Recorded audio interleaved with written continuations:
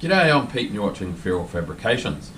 Today we're going to make some progress on the HB Viva GT replica. I bought an interior a while back, along with a bunch of other parts, and I needed to dye it black. It was a red interior originally, but I figured that clashed pretty badly with the bright orange car.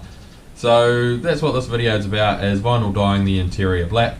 The reason I'm going through this is to run in the historic saloon car class that I race in. We've got to have a set of interior door cards, so may as well just grab the originals and paint black.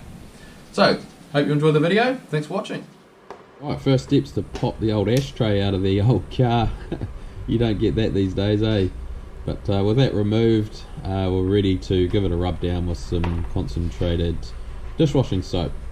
That's just a first sort of cleaning process. These things are from the 60s, so I needed a good clean. Then to make sure the vinyl dye sticks, gave it a rub down with Scotch-Brite. That was on the instructions of the can. Didn't get too carried away, but definitely took the sheen off. Then moved on to the other cards.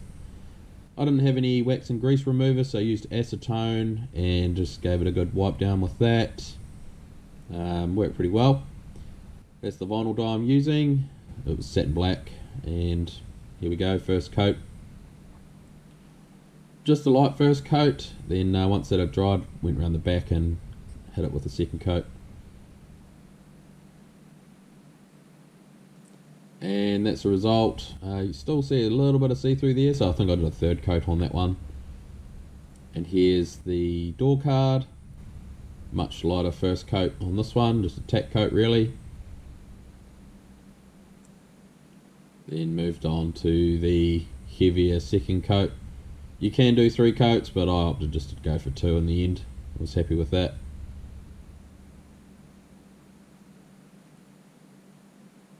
And that's the result. The dye is still wet there, so it's a little bit shinier than it ends up once it's dry. And there's a little bit of dust floating around, but that didn't seem to cause any problems. It didn't stick in the door card or anything. Righto, before we put the door cards on here, I'm gonna get in and do some rust work. Not cutting it out or anything, just prevention. So you can see down that seam there, it's not bad, but it could do with a bit of a treatment. So that's what I got here, some rust converter. Gonna brush that along the seam, and then I'll hit it with some cold galv after that. That way this door will last, it won't rot out and start getting all of the bubbles along the very bottom that you can get.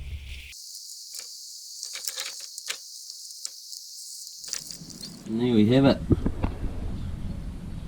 Got a nice line all the way along the seam, so it should turn black after a little while. Right, there we go. Got the zinc paint in the bottom of the doors, so that'll give them some good corrosion protection. Now I'm going to take the handles off and fit a plastic sheet on here. That way any moisture on the inside of the door won't get to our interior door cards and warp them.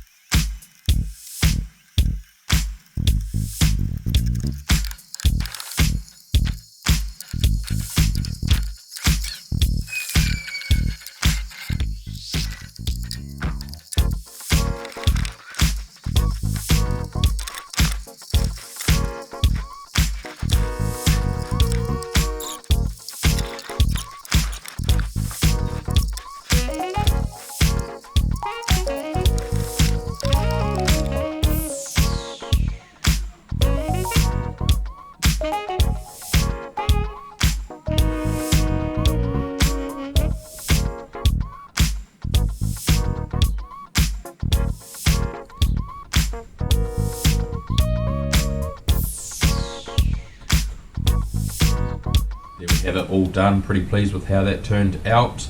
You'll notice I haven't fitted the door pulls yet. I've still got to track a set of those down, dye them black as well. Another thing that we have to run for the historic saloon car class.